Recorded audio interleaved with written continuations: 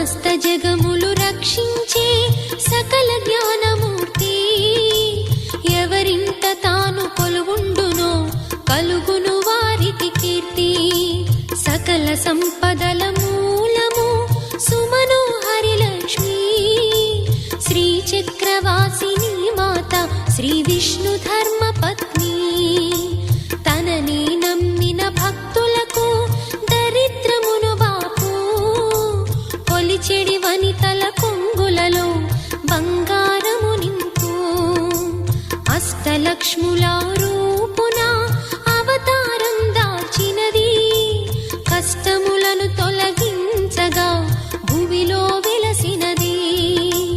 లక్ష్మీదేవి కథా శ్రీ లక్ష్మీదేవి కథా